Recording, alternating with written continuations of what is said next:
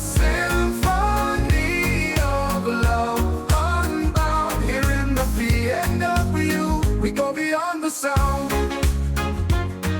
Welcome to the Beyond the Sound podcast. Here at Beyond the Sound, we explore and discuss music and arts happenings in the Salvation Army Northwest Division, serving Washington State, Northern Idaho, and Western Montana. I am your host, John Opina, Divisional Music and Gospel Arts Director, and I am joined by my co-host, Keith Almanza, Assistant Director for the division. and this is episode 5. So, Keith, what do we have planned for the podcast today? Well, for starters, I think tradition is tradition here. So what we always like to start with is a ranking of sorts. I think in this case, maybe we just do like a simple shout out. In the spirit of Black History Month being, I think by the time that it goes live, it'll be a little bit past the end of the month. But I think in the spirit of Black History Month, maybe we celebrate like some of our 3 most impactful Black artists, be it music, arts, what have you. Sure. I can start us off. I think these are going to be in no particular order because it's really hard to pick. Sam Cooke is up there for me. I think if I were to be able to sing like anyone, it would be Sam Cooke. Unfortunately, if you can tell by my timbre, that is impossible. Duke Ellington up there for me, just as far as his impact on the genre of jazz and swing, and man, he's got so many just out there classics. And then Jimi Hendrix for his impact on rock. I think it'd be kind of hard to pick. If I had a fourth one, it might be Chuck Berry. But yeah, Jimi Hendrix, just as far as like what he was able to do, just being such a unique presence that inspired so much. I think those would be my 3/4. Yeah, well, I think for me, I would start off with Kobe Bryant. Maybe, was it music specific? He might have done band in 5th grade. I don't know. But let's not count that because that's not music related. So, although he is a creative, so with music, I would probably say the King of Pop, Michael Jackson. He just opened the door for so many types of sounds and dance and all that stuff. So many people try and replicate his music, and it just doesn't really come close. I would say Wynton Marsalis. I mean, just one of the best trumpet players out there. I'm not sure if you know this, but I got a chance to play his horn, his first horn. He plays a Monette, and they are actually located in Portland, Oregon. And when I visited the factory there, they had me play some notes on my instrument, and I was not playing well. I had not played very much around that time, and Dave Monette just yells, "Give him Wynton's horn!" And, he was like, he'll start playing right notes. And so I got Wynton Marsalis' horn, and I have a photo of it. And I think I played the opening to, what's it called? Pictures? Yeah. So I played the opening of Pictures, and I still messed up some notes, and they're like, "Give that horn back." But it was good. Wynton Marsalis is such a good artist, such a good advocate of music education. He's a great pedagogue too, yeah. Yeah. And I think the last one, singing along that jazz kind of realm, I think Louis Armstrong is another one of mine. I don't really listen to his music much anymore, but when I was a younger trumpet player especially, I would listen to his music all the time, and just how different it was in that style, how he came out of one style into the next, and just his sound and even his singing, "Hello, darling." It was yeah. So those are mine. A lot of pioneers. Yeah. Yeah, I think so. Coming out of February, I think January we put out the quarterly newsletter and touched on a few things. February was my birthday month, by the way, Valentine's Day. My wife, my family, and I, we went to Fuji, which is a hibachi place in Linwood. So, the hibachi where they sit you down and kind of cook in front of you and do all the onion choo-choo train. Yeah, I love me some hibachi for sure. Yeah. I'm a little salty because the birthday gift I had picked out for you and ordered was, call it, rug pulled from me. I shared the idea and it got stolen somewhat. There was a misunderstanding there, I think, but a little salty there, a little salty, but it's okay. It's okay. We'll figure it out. Yeah, it was great. It's my wife got me two Winnie the Pooh ramen bowls.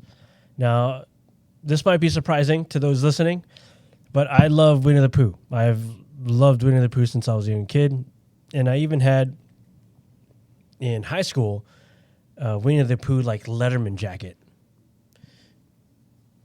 I don't remember this. Because I never wore it at Mount Carmel. A wise choice, probably. Yeah, at a new school, it became, quote unquote, too cool. But I think it's somewhere. My mom might still have it. But sorry to interrupt. Go ahead. No. Yeah. So we put out the newsletter, quarterly newsletter in January. That was we threw in there like a kettle recap as far as from a bandsman perspective. There was a fun fact in there, which I think was new. I mean, we've only put out 2 newsletters to this point, I think, but well, they are quarterly, so yes. So there will be more. But if you have yet to see the newsletter, we always throw in student shout outs in there. We'll do like a little feature. And so if you want to know if you're featured, then you got to get the newsletter. And I think you just need to go through your Corps officer. If they don't put it out there in mass, just check with your Corps officer. They'll have access to it and they can share it with you. Yeah, we'll also put it on our social media outlets. Netflix. That's not it. We have a Netflix. Instagram, and our main one is our Facebook. So let's see. February, we also had our United meeting, North King County in Bellingham, and for all intents and purposes, that was around our divisional command review time, and the review went well. But it was also the premiere performance of our divisional Hula Halau. Now, granted, I was on stage, so I wasn't able to see, but could you see them where you were sitting? A little bit. I mean, I was on stage too, but I was off far enough to the side that I think I got some good views. Also, I think Major Erica Yang had a video I might have seen. She must have, because she videotapes everything. But I was surprised by who was all in there, because I had no idea that some of our officers joined in there. I think your daughter's in there. She's kind of younger versus most everybody else, but still does a good job. It's very inclusive, the group, and I think they were even short a few members. Yeah, they didn't have anyone from Spokane, and I think that's 5 or 6 of them. So It's a good amount. Yeah. I think the goal for them, we want to try and get them involved in some of the cultural events that happen here in Washington. And one of those events is the 4 Days of Aloha that meet in the summer down in Vancouver. I think this year, though, that festival is right around the time WMI is. So that doesn't mean they can't participate. It just means I won't be there. And they do have like a hula competition. And I think they have various age groups, and I think it'd be awesome to be able to participate in that, just to show the public more of what we, the Salvation Army, is doing in terms of music and arts. So it's a great opportunity, and I don't think they did the whole song of what they did, but what they did do was really well done. Yeah, and then of course their next appearance is going to be at DYR, Divisional Youth Retreat. Yeah, that's coming up pretty quick. I think a lot of things are gonna occur or just creep up on us faster than we expect. It is the spring season. I think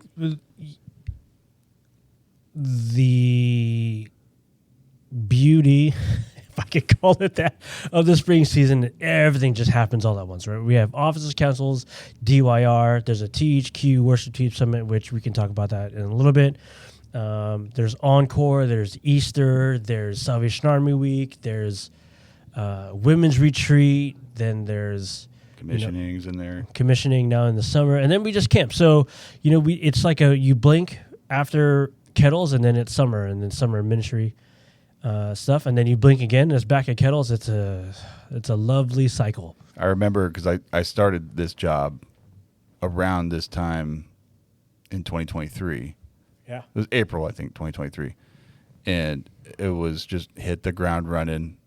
event after event after thing after event after thing, and it was fun. It was crazy. I had no idea what to expect really, but yeah, it was awesome. But it all happened so fast, and it'll be September. We'll be playing Christmas songs again before you know it. Yeah. It's- And the hard part about, I don't want to say hard, but the unique position of the music department is we not only put on our own events, but we support almost every other department. So it's a busy time for us. So we kind of just alluded to what's coming up. Keith is actually going to the Worship Team Summit that is held by THQ. When is that? Do you recall? The week of Officer Councils, so I think it's March, I want to say 12th, somewhere around there. Oh, no, it must be slightly later. March I think it's that week, though, that weekend. 14th. Yeah. Yeah, so that Friday. It's the weekend. I think they want to do some of Kevin Larson's brass charts.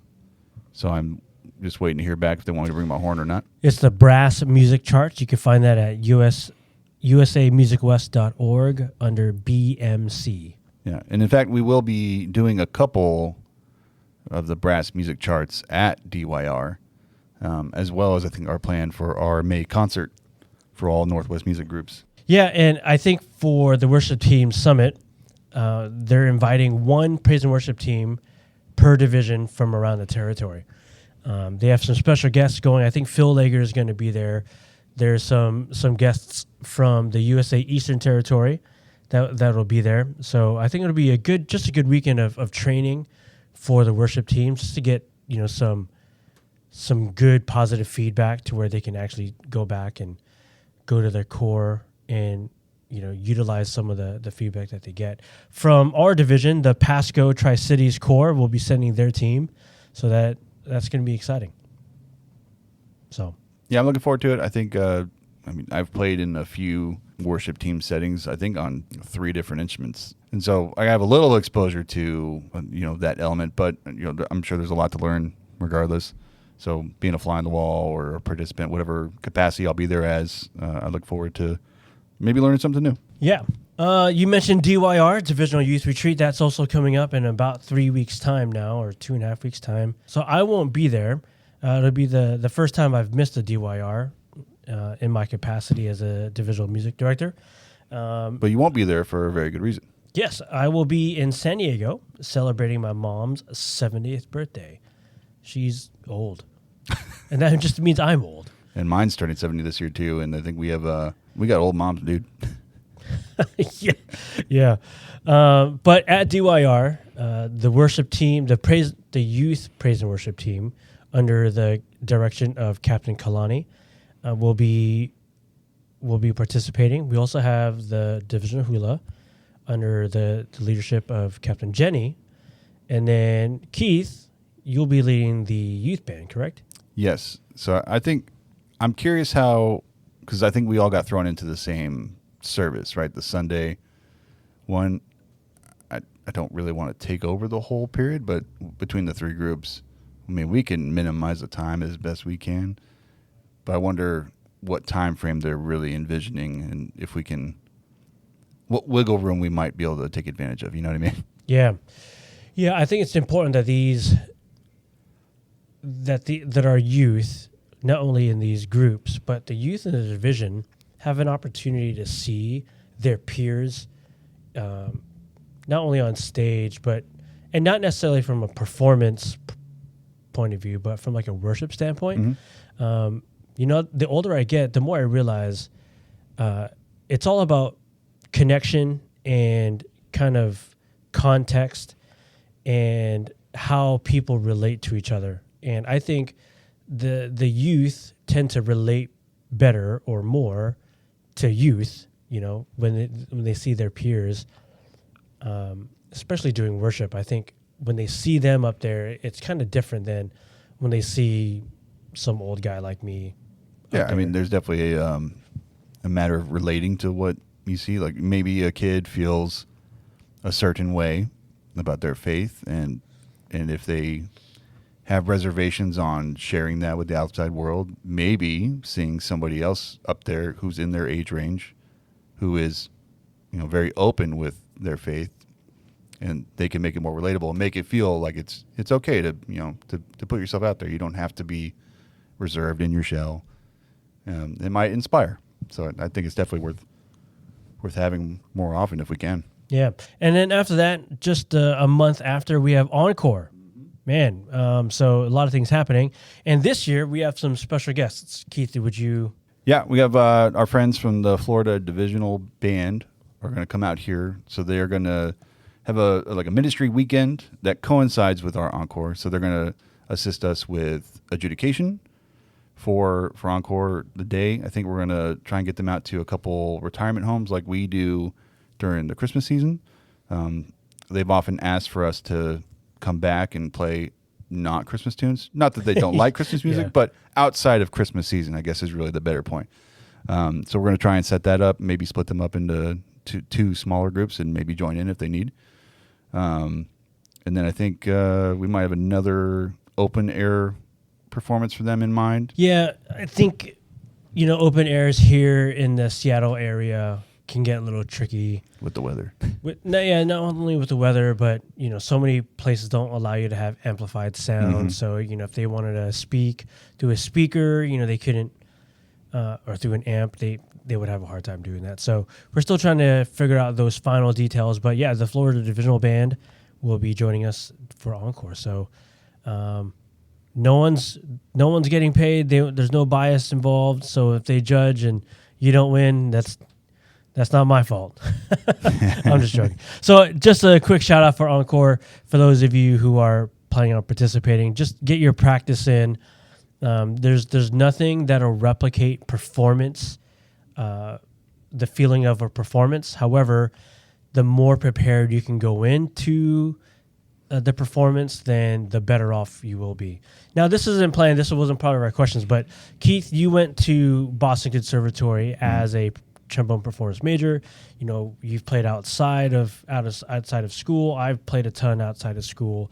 What are kind of some of like your, let me say, top two or just top tips for just preparing for a performance, solo performance specifically? I think at least from my experience, the nerves, to get over the nerves is the hardest part, probably.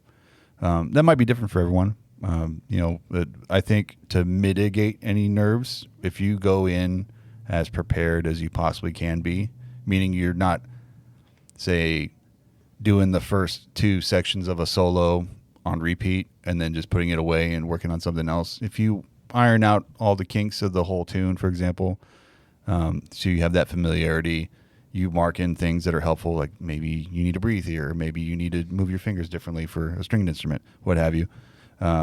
Just having all that safety net built in that's rehearsed, and then getting in front of people and playing is really helpful. Like I think for our kids, maybe if they don't have weekly programs, then talk to your corps officer and say, maybe would I be able to play my solo during offertory one time, just to give you that time in front of people that you see all the time, and they're not going to make you terribly nervous, and it's just a chance at getting those performance reps that really kind of help you get over the nerves. I think that getting over the nerves is the hardest part for a lot of kids.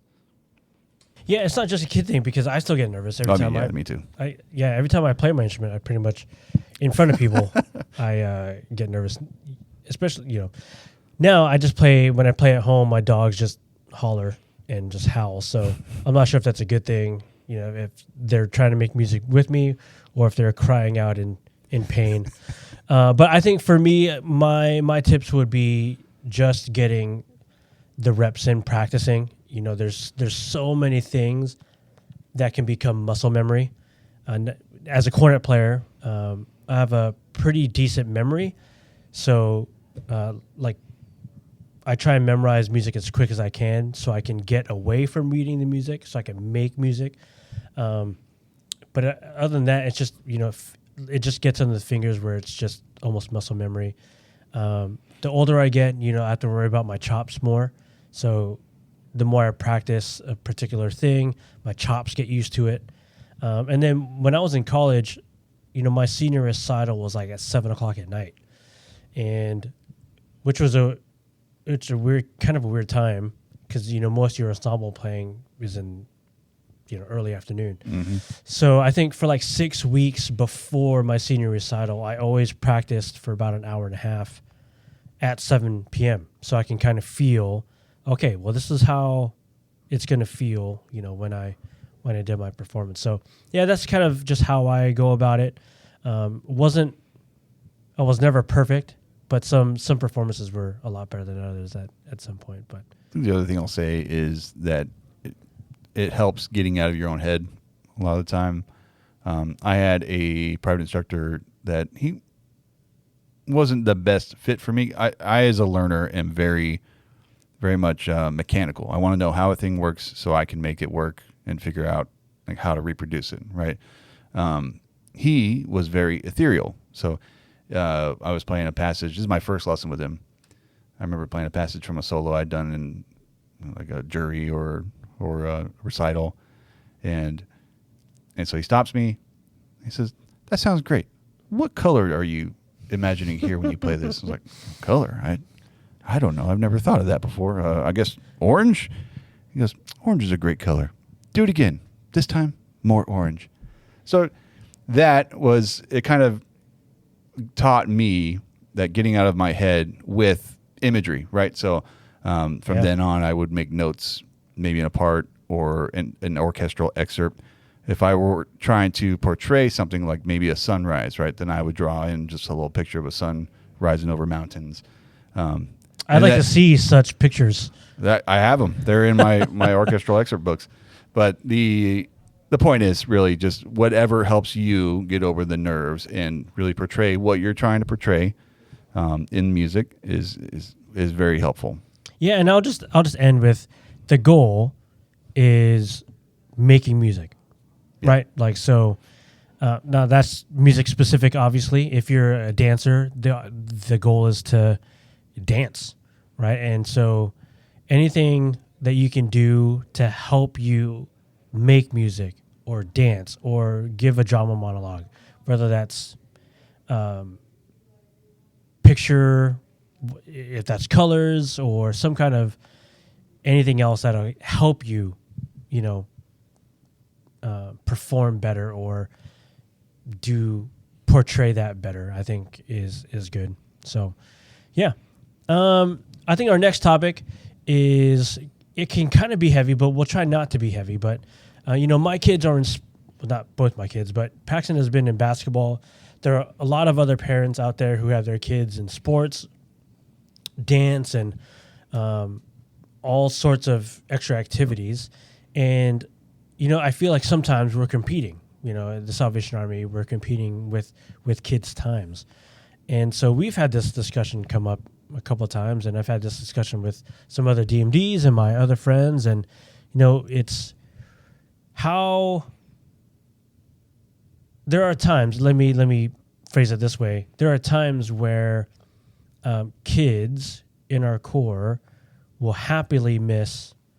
Well, maybe not happily, but they will miss like core programming for sports or for any other extracurricular activity.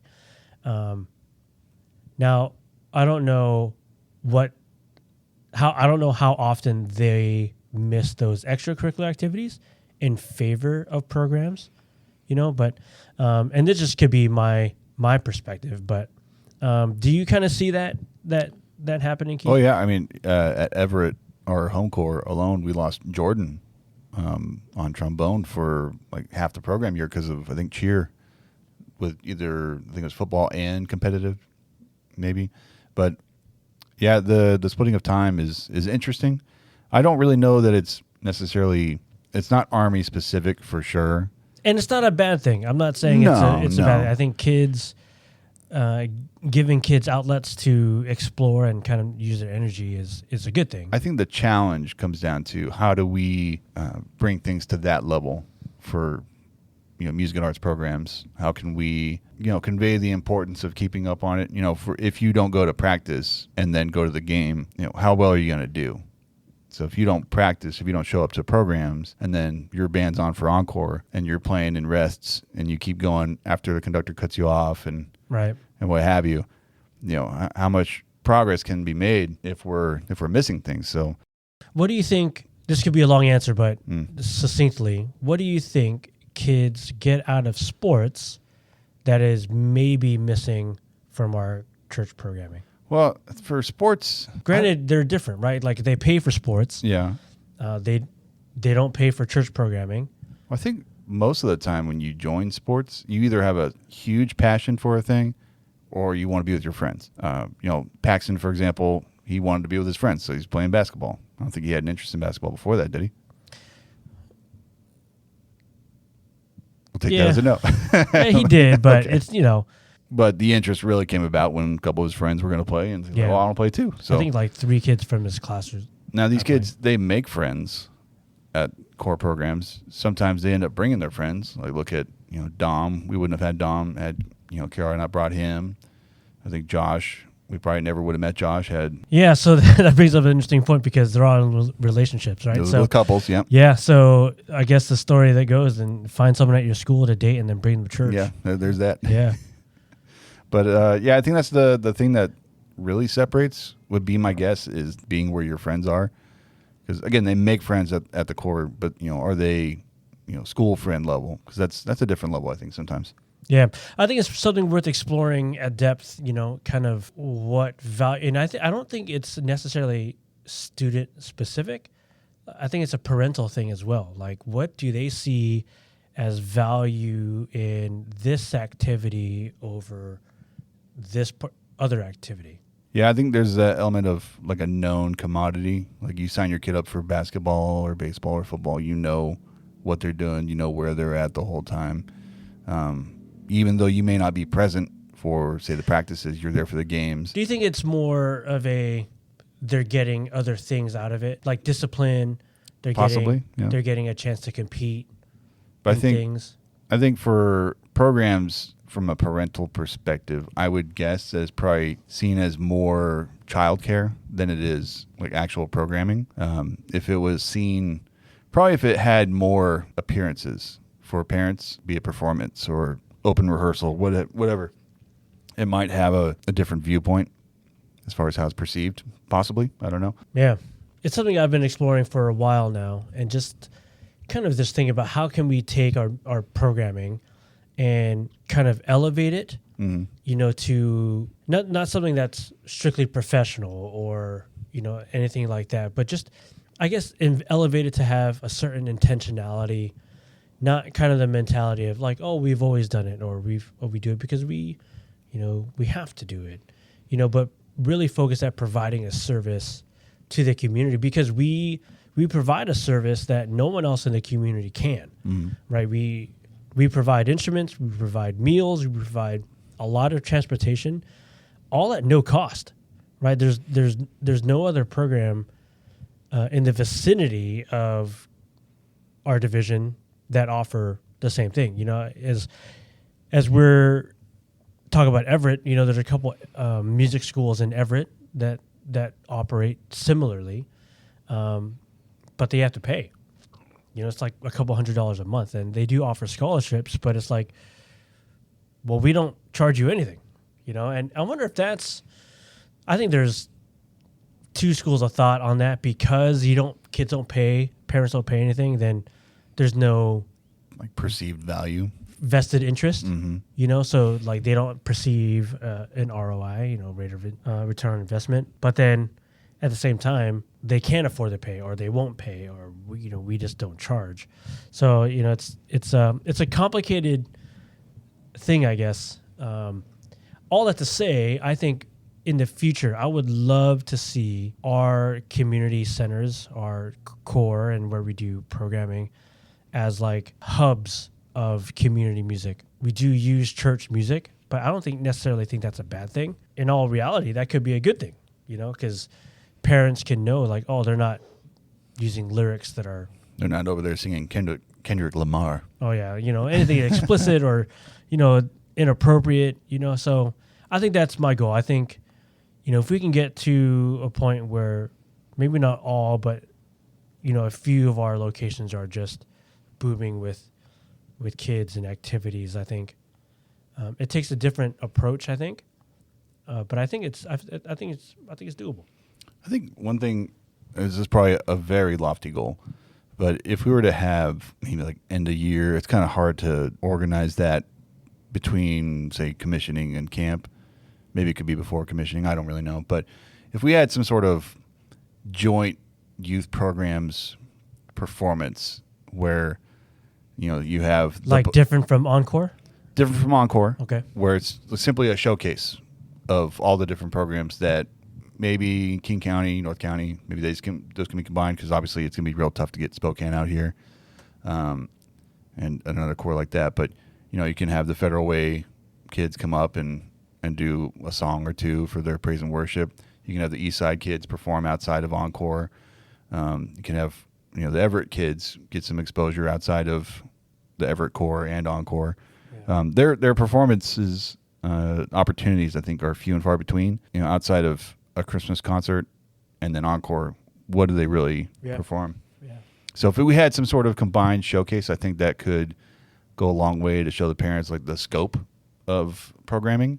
Maybe they see something that sounds better than what their kid is doing. They want that push for that kid. Like, hey, you guys need to practice more. That there could be some benefit to that. Again, this could be lofty. I don't know, but it's an idea. Yeah, I remember when I first started playing. One of our first band directors, teachers, Charles Hansen, who, rest in peace. Very strict teacher. I mean, he was old school. But he had us playing in church or solos like every 6 weeks almost. Yeah. It felt like. So the opportunities to perform were so often. Now, that didn't help me in my nerves bit, because I think my first few solo performances were epic crashes. So, but yeah, just to get the experience of performing and stuff is always good. I think there are corps out there that do have ample opportunities for their youth to perform, and I would just encourage all the corps, if you're listening, just get your youth involved, because it gets them there on a Sunday, it gets them there to use their gifts and talents that they're spending the week, their day in the week learning and giving up of their time, and who knows what could come of that. It might be the next DMD that comes out of that. It could be the next, Phil Smith or whoever. Okay. What about some favorite teaching aids? I know we kind of talked about Encore Prep, but outside of that, what are some teaching tips and aids that you'd like to give? Well, one that our friend Andy Jones from Southwest Division just turned me on to was Ningenius, which you've played on now too. But black belt, baby. Yeah, couldn't get out yellow belt, but black belt, no problem. But Ningenius is interesting because it gives you, say, subcategories per level, right? Maybe there's note reading, maybe there's fingering or slide positions, things of that nature, how you read the staff, what things, the terminology, and it'll give you a final score if you do the belt. So if you complete the belt for your category, then you can move on to the next one. So it's interesting in that it breaks it up and then gives you a chance to test out of it. I like that approach. I think kids have responded really well to, like, when I bring Kahoot out. I've done it at Everett, done it at Renton. The Renton kids really like it. It's funny is, so I usually will go on musictheory.net, and there's I think just a note reading, and I'll set the parameters to be, say, C below the staff up to maybe G above the staff. And I'll have accidentals in there. I always feel like a failure if they tell me hashtag anything. I'm like, oh my goodness, are you serious? But you mean F sharp? Yeah, exactly. But I'll always prime the Kahoot sessions with the note reading just so that they get those reps in. And it's crazy to me is so far my observation has been that they get the gist of it with note reading, and then when it comes to Kahoot time, I don't know what happens, but a lot of it goes out the window immediately. Like, we're talking, it's a 5-minute difference, and they just forget everything. It's crazy. Well, it could be because you get more points the faster you respond. Yeah, they Right. could be jumping the gun. So I think I know at least for Paxton, that's how his mind works. He just wants to be the first person done or the first person to answer. And even on his test scores, he knows things, but it's like, hey, buddy, like just take a moment to look at the answers that's possible, and then answer, right? Not just the first thing you see. So I wonder if it's that, but that's a good one. Yeah, so those are my two main ones, and then I'm looking at adding this Genius. There are some limitations there as far as the British brass band approach to music, where everything's in treble clef, and in the American standard, it's not that case. Not everything's in treble clef. Okay, bass trombone, but aside from And timpani. okay, so that's fair. But in the app, it's very Americanized, so there is no euphonium. There's baritone. Baritone's bass clef. You don't have an option. Trombone, same thing. So, can I teach trombone with slide positions that are like that? Or do we down the road make our own app? I don't know. We'll see. We don't have time for that. Actually, I think Andy's going to dive into that now, so maybe he can do it for us. Yeah. Good on you, Andy. I think for me, teaching aids, I don't do as much as I used to, but when I was during COVID time, when we were doing like 40 lessons a week, we did like a theory class, and we used Teoria, which is an online music theory program. So TEORIA.com, Teoria or Teoria.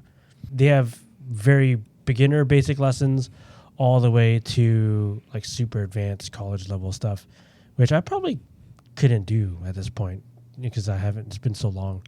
If you don't use it, you lose it, my friend. Yeah, and if those of you who have iOS devices and have access to things like GarageBand, I'm not sure if you know this, but GarageBand actually has music lessons templates in the app itself. So they have mainly music theory stuff, but if you want to learn piano, that's a good way to start. So I did not know that. yeah, I used to use GarageBand for like scales. I would make like a salsa beat and then just do scales to that key, and that was good practice for me, and it kept it interesting, not boring. Yeah, so you bring up a very good point, and I wanted to mention this earlier, but I kind of forgot. What I tell my students now is you need FaceTime, just strictly my brass students. Like, you need to practice, right? Like, there's nothing that takes place of getting the instrument on your face. Mm-hmm. And, growing up, it was like you had to practice these scales. You need to practice these exercises for flexibility, these exercises for tonguing, these exercises for range, which I obviously never did. These yada yada yada yada yada, and you spend an hour and a half. And you're like, I don't want to do this anymore. Yeah. So I just really tell my students, look, I need like 5 minutes a day. If you can do that, you can play between commercial breaks on your Hulu, or the TV, or, one of the things we're working on right now is double tonguing with one of the students. And I literally just told her, I was like, look, the way I learned was I started at music camp, and there's actually Martin Hunt, who works at THQ. He just goes, you just walk around, just going dugga, dugga, dugga, dugga, dugga. And for like the last 4 days of music camp, I just walked around, dugga, dugga, dugga, dugga, dugga, dugga, dugga, dugga. And I'm sure my cabin mates were through the walls with me hearing that. I remember you doing that in high school, and I was thinking, like, does this guy have a tick? But I told her, I was like, hey, just do that for like a solid week. Like, just walk around, like, and then just try and replicate on the instrument, using good airflow and all that stuff. And you'll be surprised at how you can learn something without, the taxing or the boringness of quote unquote traditional practice. So whatever you can do to have fun, playing your instrument, go ahead and do that. Whether it's making salsa beats and playing with it, or in my case, seeing if my dogs can match the pitch that I have or that I play. And I have 3 of them, and it kind of goes in like a domino effect. As I start playing, no one really cares, but then once I get into a certain place or after a certain time, one of them will start howling, and then the other two will start howling, and so it's an interesting thing. But I have one tip, I think, for, like, say, short on time on face for brass playing. For I think the beauty of being in the Army, at least, is that, you know, there's limitless hymn tunes to pull from, and so really just getting the lyrical playing. So even if all you do is just, you know, play "I'd Rather Have Jesus," you know, just play that down, and that's all you do for the day, then great. You got your lyrical playing done. It got the air going. You got the time on your face. You know, just it gets, even though you're not working on technique per se, you're still working on something. I think there's still intentionality there. So if you just do focus on lyrical playing for your short period of time on brass specifically, then that could go a long way. Yeah. All right. Well, I think that's it for today. You have any shout outs? Yeah, I'm going to shout out Deborah from the Puyallup Corps. Let's just say I had a week when it came to lessons where just about everybody got the talk, except for Deborah, who obviously... What does that mean? What is the talk? The talk being, hey, we've been doing the same thing for multiple weeks now. That's not okay. You need to put in just a little bit of work. I think I made everyone promise me at least an hour a week of work. So even if that's 15 minutes here, 15 minutes there, I don't care what it looks like. Don't have to do it all in one sitting. But I need to see some progress other than what we do in the lesson. Because, you know, if all you do is practice in the lesson, then your progress is going to be so minimal. If you don't work on things on your own, don't navigate beyond the page that you're used to navigating to, then how much can you really progress? How much can you learn? So I put it to them usually as, it's like you come in here with a product, and the intention for me is to help you polish that product, right? I can help you shape it differently.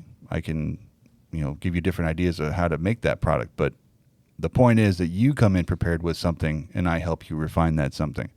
Not I build it with you. Let's not Build-A-Bear. You know, this is something else.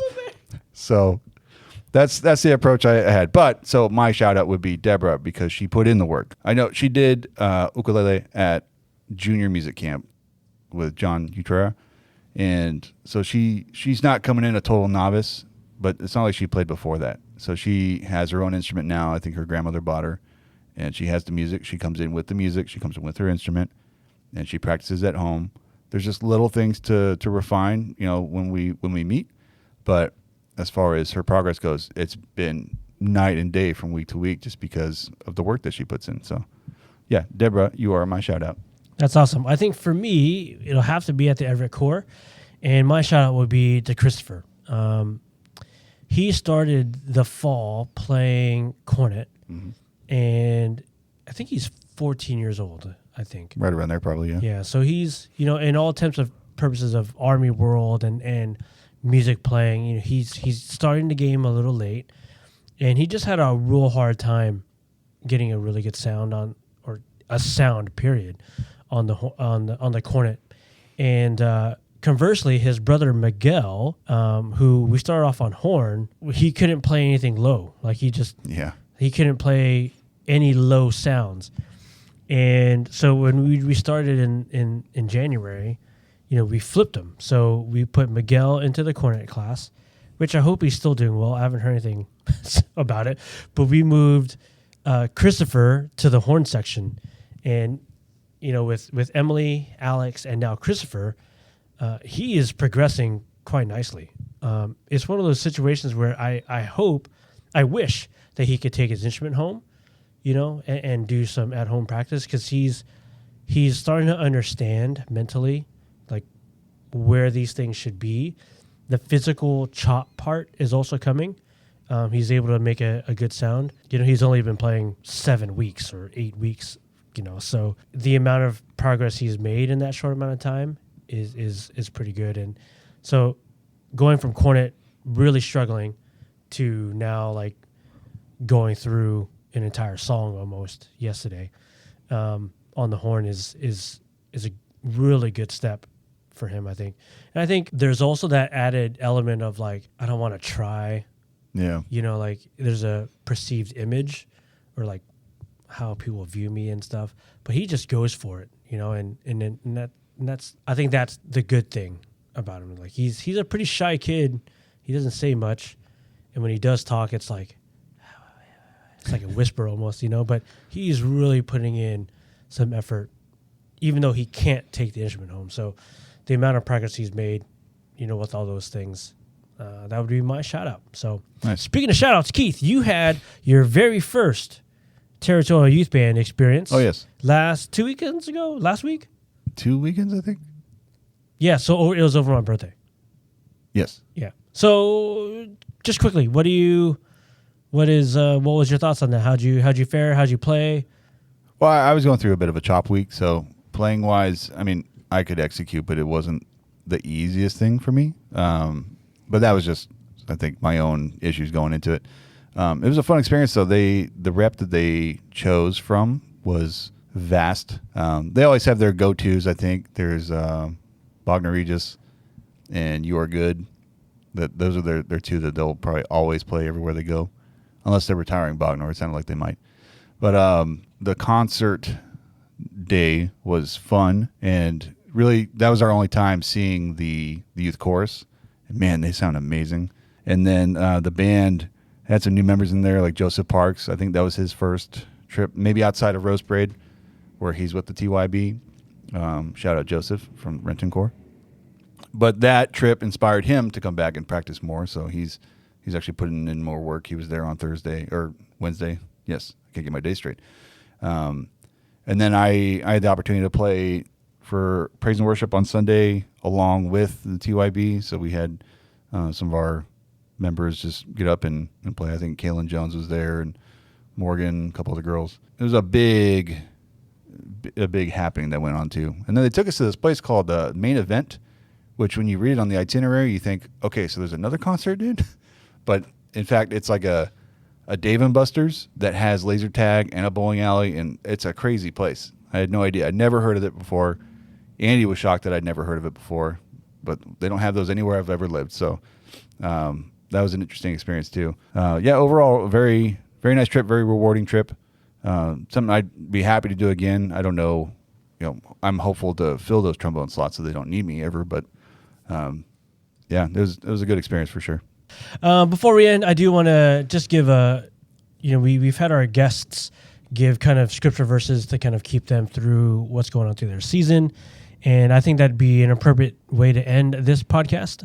So Keith, would you like to go first? Do you have a particular verse that's kind of been carrying you through this season or, the last couple weeks or days? Yeah, I just pulled it up just to get my my wording correctly, just because what you remember versus what you read could be different a little bit. But I put this in the newsletter as well with my challenge to everyone, which if you're not sure what that is, go read it. But the scripture verse that I usually fall back on, it comes from Proverbs 3, verse 5 and 6. So trust in the Lord with all your heart and lean not on your own understanding. In all your ways submit to him, and he will make your paths straight. It's just not everything is in your control. You can relax. There's nothing to be. It's almost like a don't worry, be happy kind of approach, Oh, man, it'd be nice to plug that music in. Don't worry. You probably get copyright struck. Yeah. Well, that's really interesting because my whole thing right now is just trust. Like, just trust in the Lord. So I actually pulled that up too. So that's interesting. That I did not tell him to do that as my employee. But I think as we're getting into we're always busy, right? It's always busy. But like as we get into event season and doing all these things, and it's very easy to get inundated with the doing for stuff that you almost want to lean on your own strength. You just want to do your own thing. And as we're preparing for officers' councils, I have to lead worship one of the nights. And one of the things that just came up to me was just like we're trying so hard to make things happen, right? We're trying so hard to make programming happen. We're trying so hard to make all these things happen. And sometimes we just need to sit down and just ask, like, trust, like, God, what is it that you actually want us to do? What is it you actually want me to do? And so that's kind of been heavy on my heart lately, is just I can trust him because he's been there before and he will be again. So I will echo that'll probably be the first and last time this happens where our verse aligns. But yeah, trust in the Lord with all your heart and do not lean on your own understanding. So, well, thank you so much for those listening. Thank you for joining us on the Beyond the Sound podcast for episode 5. Catch us next time as we talk about Stuff and things. Happenings and upcoming events. We have divisional music and arts rehearsals on the 8th. 21st to the 23rd, we have DYR, Divisional Youth Retreat, which also has Divisional Bible Bowl. Yes. And then April 5th is the divisional arts rehearsals. And then there's Easter weekend, the week after. And then Encore at the end of April with our friends from the Florida Divisional Band. It's coming up quick. Lots of things happening. So thank you for joining us and see you next time. Take care. In the heart of the rain and evergreen trees, the mountains meet the sea, a place of peace. Melodies rising like the morning mist. We gather to learn, create, and exist. Beyond the sound, beyond the stage, we lift our voices, turn the page. A symphony of love, unbound. Here in the PNW, we go beyond the sound. From blast to brush, from strings to song, every hand and heart finds where they belong. In every note and color, every line and beat, we build a world where souls can meet. Beyond the sound, beyond the sound, beyond the stage, we lift our voices, turn the page. A symphony of love, unbound. Here in the PNW, we go beyond the sound. From brass to brush, from strings to song, every hand and heart finds where they belong. In every note and color, every line and beat, we build a world where souls can meet. Beyond the sound, beyond the sound, beyond the stage, we lift our voices, turn the page. A symphony of love, unbound. Here in the PNW, we go beyond the sound.